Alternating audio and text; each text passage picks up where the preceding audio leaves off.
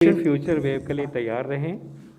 ये एक फैसला है, एक डिसीजन है और एक संकल्प है। और दूसरा संकल्प था, क्या ये बता सकते हैं कि कौन सी डिस्ट्रिक्ट्स इनमें से जो आपने सीरो सर्वे किया है उसमें हाईएस्ट सीरो प्रेवलेंस देखा गया? कौन सी डिस्ट्रिक्ट्स थी जहां पर सीरो प्रेवलेंस अभी भी बहुत लो है? ये तो बहुत क्लियर है। आपका जो टेस्ट पॉजिटिविटी रेट है, हम लोग district wise for the last 3 months हम लोग district wise test positivity rate weekly average clearly देते हैं और वो तो पॉजिटिविटी वेल एस्टैब्लिश्ड है। मगर इस नेशनल सीरो सर्वे में डिस्ट्रिक्ट लेवल पे एनालिसिस करना will not be correct. Statistically it will not be correct and it is not wise to extrapolate data which is a national data to the district level. As Dr. Paul clearly said, there is heterogeneity between districts, there is heterogeneity between states, and that is why we urge those districts and states to carry out their own sero survey. But this is giving us a national picture or a national flavor of where we stand today.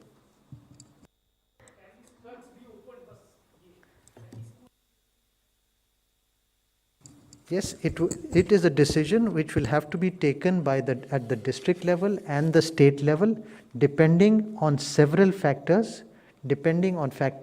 as I have already explained, in terms of what is the vaccination of the teachers, what is the vaccination of the support staff, what is the test positivity rate in that district, and what is the public health situation of that district. Accordingly, it can be decided. With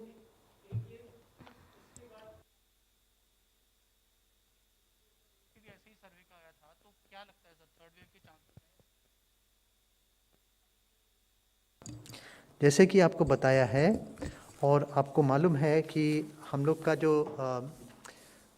modelling data already published है, 25 जून को आपने देखेंगे कि 25 जून को हम लोग ने modelling data publish किया था Indian journal of medical research. I would urge you to read that. उसमें 4 या 5 रीजंस क्लियरली दिए गए थे, जिसमें था कि डिक्रीज्ड इम्यूनिटी हो जाए। जो इम्यूनिटी आपको किसी चीज़ से मिली, चाहे वैक्सीन से मिली, चाहे आपको इन्फेक्शन से मिली, वो कब देखा गया है कि that is at least valid for up to a year. That is known. Second point is immune escape हो सकता है कि नहीं। तीसरा पॉइंट है कि कोई ज़्यादा ट्रांसमिसिबल वेरिएंट आ गया। पांचवी चीज़ ये देखी गई है कि आपने प्रीमेच्योरली रिस्ट्रिक्शन ईज कर दिए तो वहाँ पे रिबाउंड हो सकता है थोड़ा सा। और ये उसमें क्लियरली ये देखा गया है कि अगर आप लोग कोविड अप्रोप्रिएट बिहेवियर करेंगे, यदि वेरिएंट ऑफ कंसर्न नहीं एमर्ज होता है और हम लोग के वैक्सीनेशन का दर चलता रहता है तेज़ी से, तो फिर हम लोग को कोशिश करनी है कि तीसरी वेव नहीं आए। And as I mention, future wave के लिए तैयार रहें। ये एक फैसला है, एक डिसीजन है और एक संकल्प है। और दूसरा संकल्प साथ साथ ये है कि इतना सब कुछ, ये चीज़ें जो बार बार कही जा रही हैं, वो हम कलेक्टिवली करें। Covid appropriate behaviour, rising vaccination coverage, tracing, tracking, testing, ये सब अच्छी तरह से कंटेनमेंट जोन, ये सब हम करेंगे तो ये भी बहुत संभव है कि थर्ड वेव जैसी कोई चीज़ नहीं आएगी। तो दोनों ही ट्रैक पे हमें मेहनत करनी है और संकल्प लेना है। One point I just add in here, it is from it will be your effort, because it is most important for the society to help us out. And if your efforts are brilliant, then societal, public, religious and political congregations, if they are avoided, we should not and we can avoid a third wave.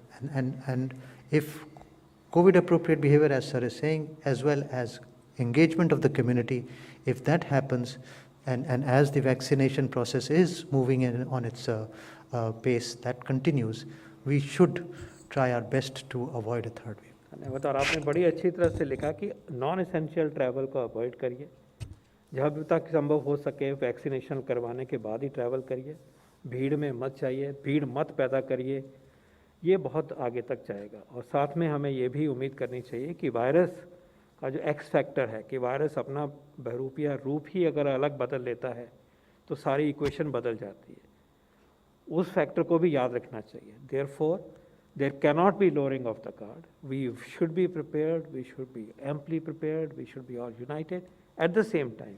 अगर ये हम करेंगे तो ज़रूरी नहीं है कि कोई भी आउटब्रेक आए, हम इसको काबू में रख सकते हैं और दबा के रख सकते हैं जब तक हमारा वैक्सीनेशन कवरेज बहुत अच्छा हो जाएगा, और साथ साथ हम अपनी ज़िंदगी भी चला सकते हैं और कोरोना को भी एक लिमिटेड नंबर में ही पुश करके अपने आप को आगे बढ़ा सकते हैं। धन्यवाद। Thank you. Thank you